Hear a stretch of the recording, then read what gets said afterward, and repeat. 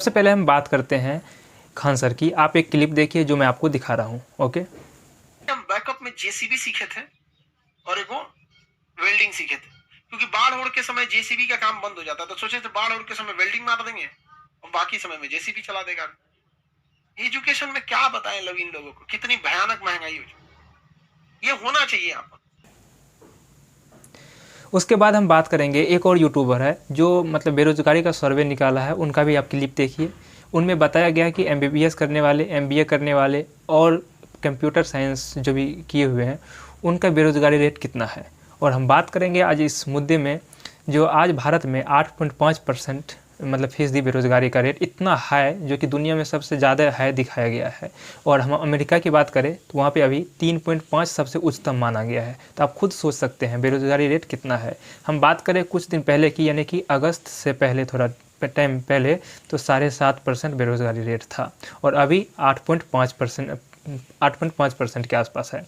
तो सबसे पहले वो क्लिप देखने के बाद मैं आपको बताऊंगा जो ये 10 से 12 मिनट आपके लिए क्यों ज़रूरी है। अगर आप भी पढ़ाई करते हैं या आप कोई स्टार्टअप शुरू करना चाहते हैं तो आपके लिए ये वीडियो खास है। सुभान सर को देखिए, उन्हें पढ़ाई पे विश्वास नहीं था, लेकिन आज भले वो एक सफल टीचर है, वो अलग बात है, लेकिन वो अपनी लाइफ में जब वो गरीबी से गुजर रहे थे तो उन्होंने एक बैकअप के लिए क्या किए, जेसीबी सीख लिए थे, ताकि अगर लाइफ में पढ़ाई कुछ काम ना आए तो मैं जेसीबी चला के कोई स्किल यानी कोई स्किल सीख लिया, उसको जीविकोपार्जन के लिए उपयोग करूँगा।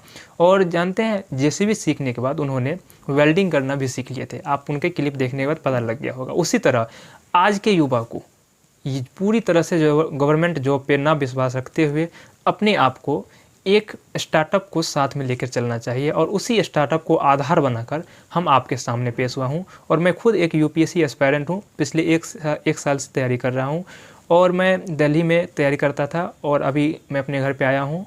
और बात करते हैं मैं अपने बिज़नेस, इसी क्लिप में बात करूँगा मैं अपने बिज़नेस अनुभव का। मैं इंटर के बाद मैं पटना में अपना बिज़नेस किया था होटल का, उसके बाद मैं दिल्ली में बिज़नेस अभी मेरा चल ही रहा है, उसके बाद मैं कोचिंग खोला था।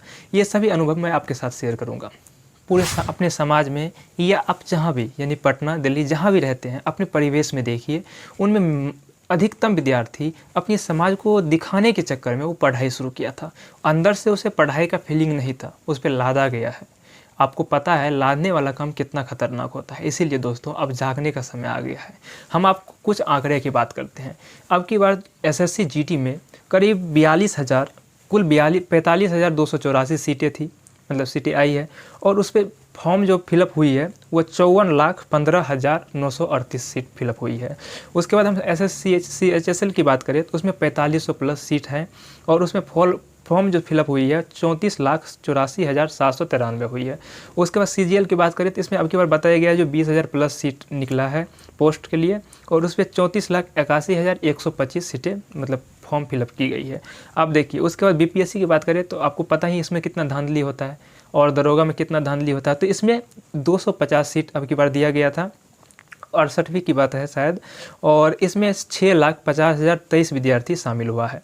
उसके बाद हम बात करते हैं यूपीएससी की। इसमें पिछली बार 761 विद्यार्थी टोटल निकाला गया था और उसमें 10 लाख के करीब फॉर्म फिलअप हुई थी।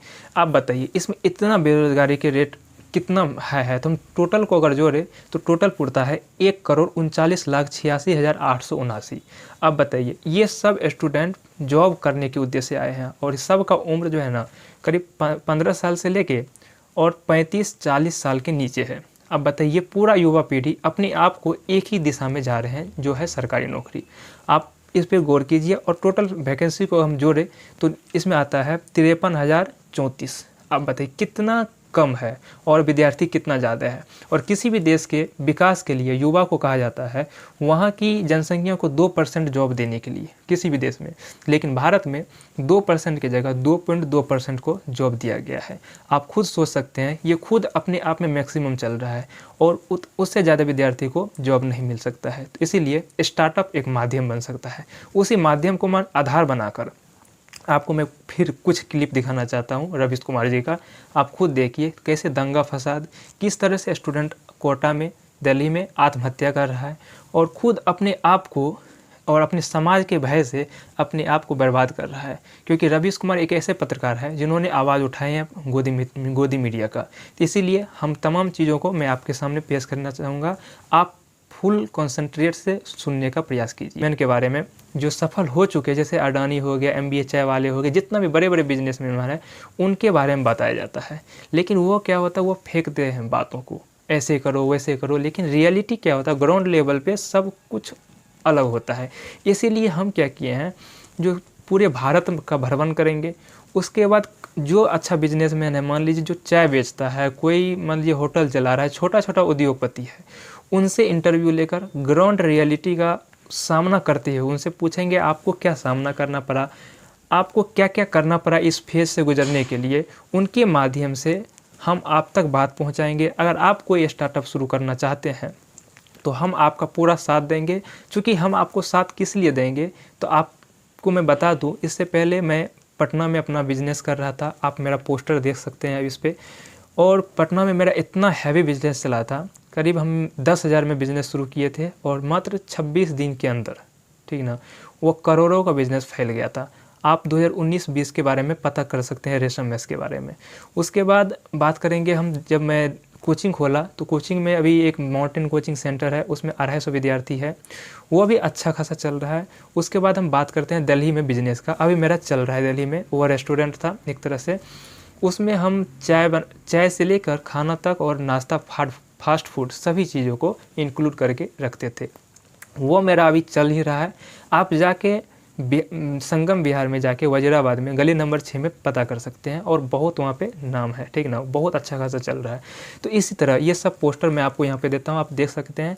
यही सब आधारों को बनाकर हमने सोचा हम खुद कुछ कर लेंगे, वो फ़ायदा नहीं होगा। जब तक युवाओं को जागरूक नहीं करेंगे तब तक कुछ बड़ा करने का सोच नहीं आता है। क्योंकि आपको पता ही होगा, हमारे देश में भगत सिंह एक ऐसा थे जो 18 से 20 साल की उम्र में फांसी के फंदा पे चढ़ गए थे, युवा मतलब देश को समर्पित करने के लिए।